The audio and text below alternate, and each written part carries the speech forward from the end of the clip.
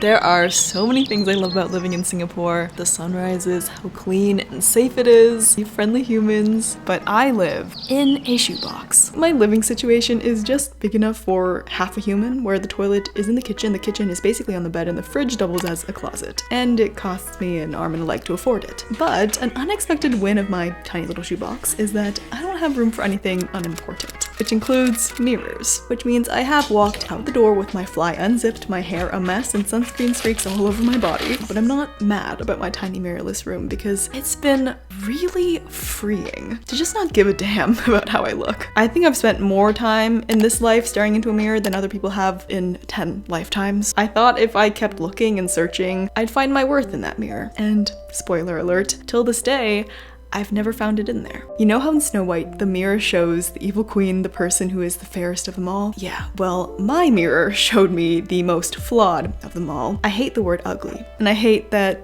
I believed I was. So for most of my life, if I wasn't hating my body, I was doing things to change my body. Restricting, over-exercising, counting, shopping, concealing, chasing for validation, and staring into a mirror. And what's crazy to me is that I look back on old pictures, and I think she's really pretty and has the cutest smile, and she really was all the things she thought she wasn't. My thighs and my arms only got bigger, which is not a bad thing to me anymore, but to her, it was the equivalent of, you know, the end of the world. And even at my biggest, I wasn't as big as I thought I was. And she spent all those years in a body that was perfectly healthy, picking it apart. And it hurts my soul a little that she couldn't see what I see. I see a girl who was kind, creative, ambitious, who just wanted to fit in and to feel beautiful. And I wish someone would have told her that being beautiful has very little to do with what you look like. Yes, I know everyone has insecurities, but for me, it wasn't just not liking what I saw. Thinking about and controlling and hating my body consumed my life. It started around age 4 or 5. I had, and still have, a baby face, and I would compulsively cover my face with my hair and suck in my cheeks. Then it was my nose. I would spend hours squeezing it and like stretching it down, hoping it would get smaller and longer, and I would go on those face editing apps and see what I'd look like if I got a nose job. While other 7-year-olds, I don't know, rode their bikes for fun, I rode my bike to burn calories. And while they dreamed about summer, I dreamed about getting plastic surgery. And I checked every reflection and compared with every body. If someone complimented me, I would never believe them. It actually made me angry because I would think they were lying to me.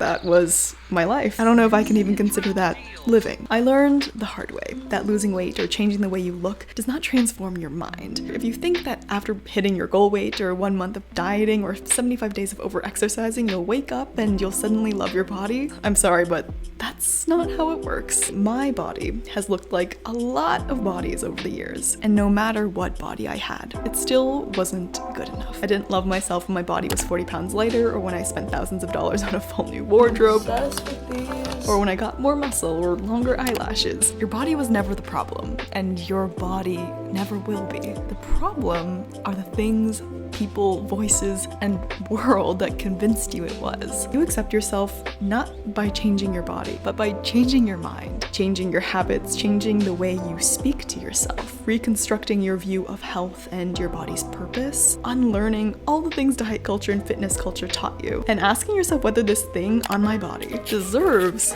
to have all this power over me. I love cornettos. I don't know why I've been craving sweets so much lately. I kind of love it. Might as well take full advantage by eating all the sweets that I want. When you started here. Oh my god, there's like chocolate lava at the end of this. Impending climate peril.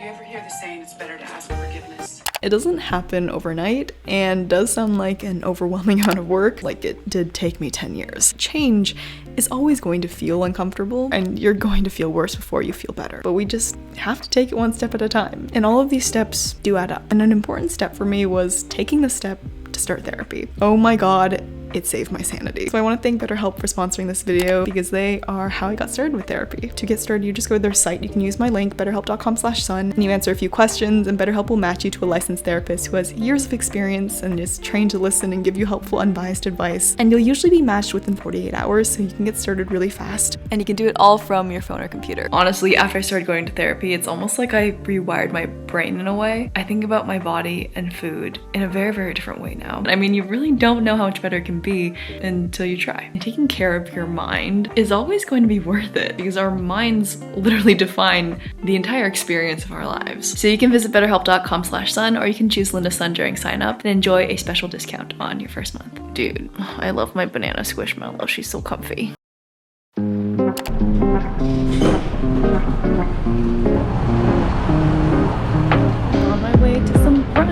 You may not believe me, but I literally don't even know what I look like. I've learned to never trust the negative feelings or thoughts I have about my body when I look into a mirror. Yes, I have some major trust issues. Some days I see a girl who is strong, and the next, everything looks wrong. I see a body I'm so proud of, and other times one that takes up too much space. I may never be able to see what I truly look like, and I'm okay with that because the way I look is such a tiny part of who I am now. Oh, the texture. Oh, cheers. Oh. Yeah, cheers. Oh my god. So I'm not expecting that.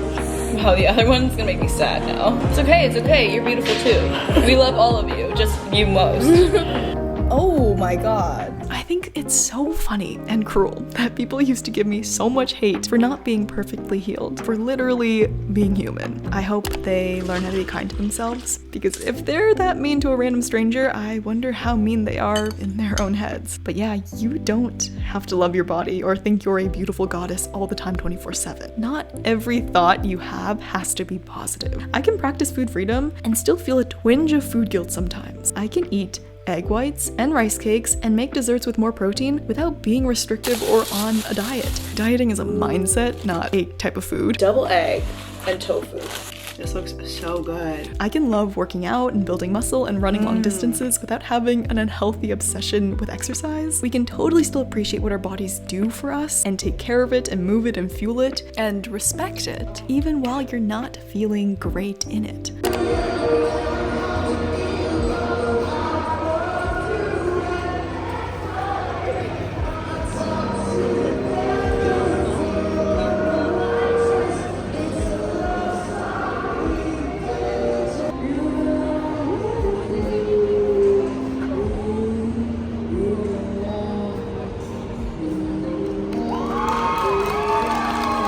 Looks so delicious.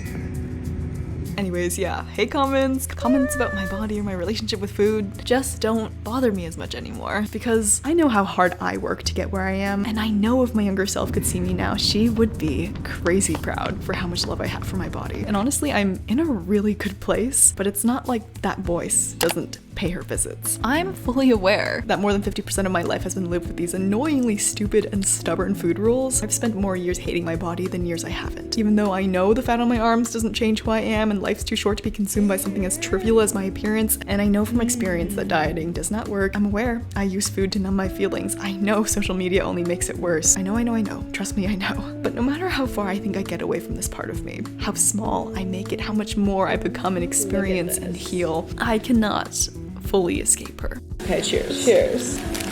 She's pretty yummy. She's not flavorless. No, but she kind of looks flavorless. Never underestimate the power of tofu. Mochi matcha. Cheers.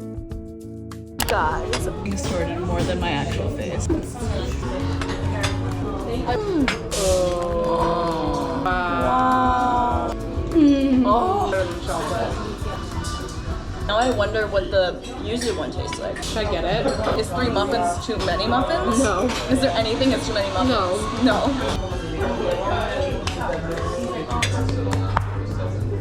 Maybe it's a good lava cake. We came and we stole all the muffins.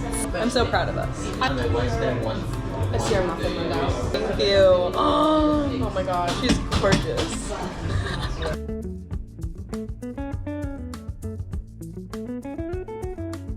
I'm so glad I met you. I'm so glad you're a muffin lover like me.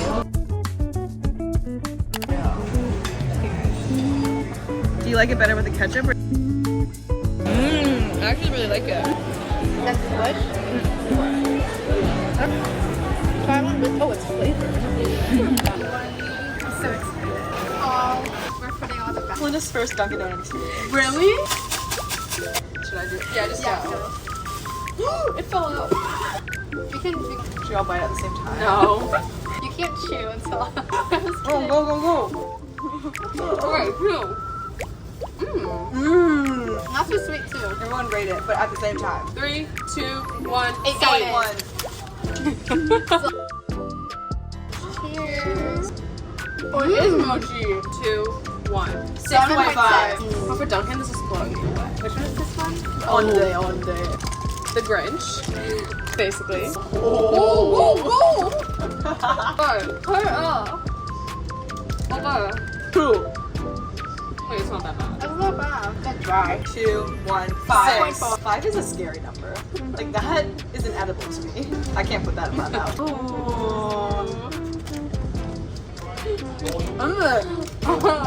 Go.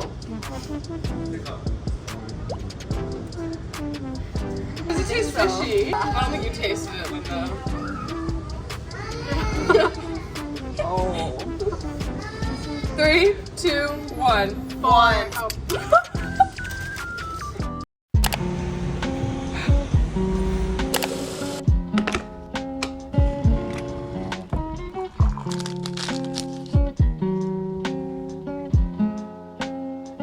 It's a work day for me because tomorrow is a travel day. We're going somewhere that has been on my bucket list, all of exchange. I already know I'm gonna get negative hours of sleep in. Mentally preparing myself for that. I have a handful of grapes.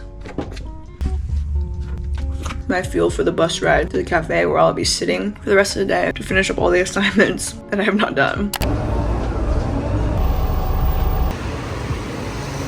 I really think that I've come so far, but some days I can't help but compare my plate or my body shape. Some days I find myself in my snack cupboard eating all the feelings away. Some days I feel disgusting in my body. I can't help those thoughts that pop up. You know, should I maybe eat less if I didn't work out? I shouldn't eat that, it's not healthy. I don't love that my thighs look like that. Even if they are replaced with kind thoughts a second later, I still have them. I'm so grateful to have a healthy body and strong legs and a beautiful life, and yet all I can see on these days, all I can feel, all that I am, is that extra weight I'm holding. And I know I will wake up feeling better, and I know when I'm 70 I'll look back at pictures and I will wish I would have been kinder and softer and gentler. I know. But this is the mess that is healing. Sometimes I wish I didn't always wind up back here, but I'm not back there. Not even close. They may be the same old thoughts, but I'm not the same old me. These thoughts are less frequent and easily reworded, and I've become quite good at ignoring them. I have collected an abundant amount of tools in my toolbox. So yeah, it truly used to be my whole life. And it's still part of my life. But over the years, it's only gotten smaller while my life has gotten so much fuller. I don't know if I'll ever be able to live without those voices in my head, so I've learned to live with them. That was not too bad. Kind of just tastes sour. This is the most vegetables I've eaten all week, which is slightly concerning. Maybe we don't have to escape her or hate her. That part of me is what motivated me, enabled me, pushed me to heal, and the bad memories help keep me going on the tough days. It's what prevents me from skipping the meal or not adding peanut butter or saying no to the muffin. Being sick has pushed me to achieve so many things I'm proud of outside of what I look like, and to value others for so much more than what they look like too. So it's okay if she pays a visit every now and then. She can be a reminder of just how far you've come. On this, that I myself very focused on the actual 18-year-old student early, so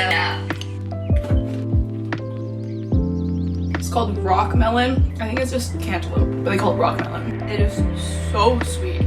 It tastes like candy. this job where I was at today, I'll do something. It has been a crazy morning. I woke up thinking I read an email saying they pushed back our flight 2 hours, and I was like, oh my god, I'm gonna have to rebook everything and we're gonna miss all our tours because we have a jam-packed weekend. We like land, then we drive 6 hours, and then we go straight to a tour. I was having a little freak out. And I realized I read it wrong. We were only getting pushed back like 55 minutes. And then I went on my run and I felt super good, and then they canceled our entire flight. So then I've been trying to get a refund for the past, oh my god.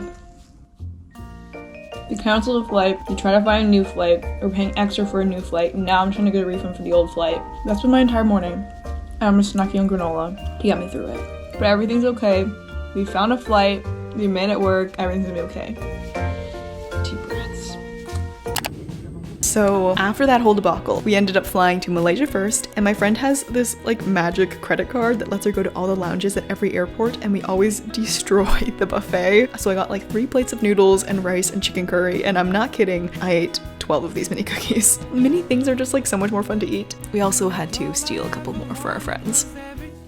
we're criminals. We also ran into a viewer who gave us some friendship bracelets from Taylor Swift's Eras tour, and it made my entire day. And then we hopped on the plane to take us to Cambodia, where we then hopped on a 6-hour car ride to get to our Airbnb. And we did choose to sacrifice our sleep in order to catch the sunrise, but as you will see, it was 100% worth it. This is ick.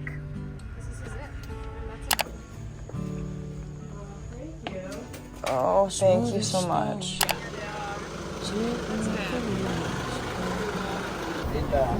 Yes. Yes. For me, in order to learn how to love my body, I needed to learn how to love my life. You have to find the things in your life you love that have nothing to do with how you look. Intentionally add in moments of joy. You know, create a life that you can't wait to wake up to. For me, that's my morning run that literally makes me feel invincible. Rewatching Modern Family while I get ready for the day, taking myself on an adventure to try a new pastry at a new cafe, winding down and ending my day with my books, catching the sunrise, buying up all the muffins and having silly conversations with friends and spontaneous donut taste tests. I really love this life, and I have my body to thank for all of this. We don't have to feel attractive all the time to be happy and to live our best lives. My happiest moments in life had absolutely nothing to do with the way my body looked. What if your appearance could be the least interesting thing about you, but not just to other people, but to yourself too? What if your life was so full of joy and gratitude and nourishing food and conversation that the last thing you thought about was what you looked like? What if you realized that people only interested in you when you look a certain way are really just not supposed to be in your life? And what if you started surrounding yourself with people who are attracted to your soul? What if your mission was to be happier, not smaller? Because you actually don't need to be smaller to be happy. What if you realized you're not on this earth for 80 years to obsess over your body and weight and food? And what if constantly thinking about what you look like was actually holding you back from living a beautiful life? Oh my god, my body feels so happy. Redefine what the words beautiful and attractive mean to you. I feel attractive when I'm laughing, when I'm working on a project that's meaningful to me. I feel beautiful when I'm sweaty, when I'm well rested, when my body is full of yummy, nutritious foods, when I'm around the right kind of people. You know what I think is attractive? Not wearing the clothes that you think other people want to see you in. Not forcing your body to be a size and a shape of another human being's. Not being a copy of someone else, but just being you. And when I say I don't care about how I look, it absolutely does not mean I stop caring about my body or that I neglect my body's nutritional needs and I will never wear makeup again. It means your focus expands, okay? And your life gets bigger, and then small changes to your food and weight and body no longer feel like the end of the world. And you know that your body will change throughout your life, but that your worth does not. Tamarind is really good. Oh, it's so yummy. A little one. Take that one. Holy. Good thing she tried. Yeah. That was a close call. That- You almost didn't experience that. No, that is delicious. I think I have the most beautiful friends. Obviously, I think they're very pretty, but I also think the way they look is the least interesting thing about them. Not once have I ever said, or will ever think, or will ever say that my favorite thing about my friend is her flat stomach. I like hanging out with her because she's so toned. We got so close because she has no cellulite and clear skin. She's literally the best because she doesn't eat when she's hungry. What I'm trying to say is your friends and family love you because you are you, not because you're a size 2. And I would never look at their face and insult the height of their nose bridge or shape of their eyebrows. I would never encourage them to eat less or skip dessert. I would never treat my friends with any less love if their bodies changed. We usually would never treat anyone as harshly as we treat ourselves.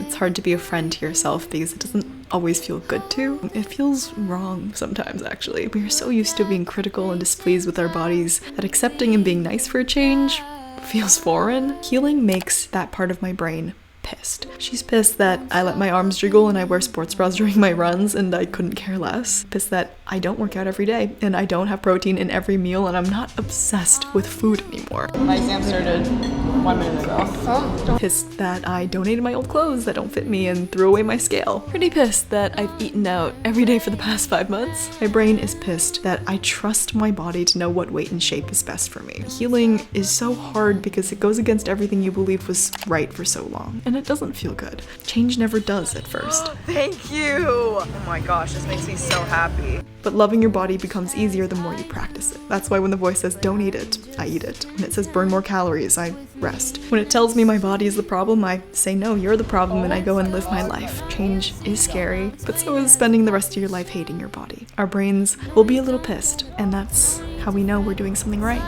Wow. Wow. Wow. Linda. I know. Killed it. Oh my god. Can I share some peanuts from you, Linda? What if I said no? In what situation would you say no? Linda would never say no. Yeah, I would never. You said, Linda, can I have the rest of your curry? I'd be like, Yeah. okay. Anyways, Cambodia was basically a 3-day roller coaster of emotions and sleep deprivation. Before this trip, I heard that Cambodia actually had a bit of a bad reputation. Some tourists said they felt unsafe, things got stolen, and some areas were quite run down. But in my experience, wherever we went, we were endlessly met with kindness. So delicious. Thank you for giving me so many peanuts. And I was not expecting the explosion of emotions I would feel. Part of it, I think, was because I was delusional from lack of sleep because we spent 2 out of the 3 nights there in a moving car and woke up before the crack of dawn every day. But it was also because of their history. It's one that's so recent and so brutal. It was difficult to wrap my head around their reality. 30% of the Cambodian population died in the 1970s. So actually, if you look around, you'll see that there aren't many older people. There has been so much tragedy and strength and suffering, which made the kindness we experienced there so much more impactful. It was definitely a place that left a mark on my heart because you would never have known by just looking at them what they had gone through. How do I rip this? I don't know. Oh. Anytime you wish for something, they claim that you mean nothing. Cheers. That's pretty good. That's so yummy. Life of desperation.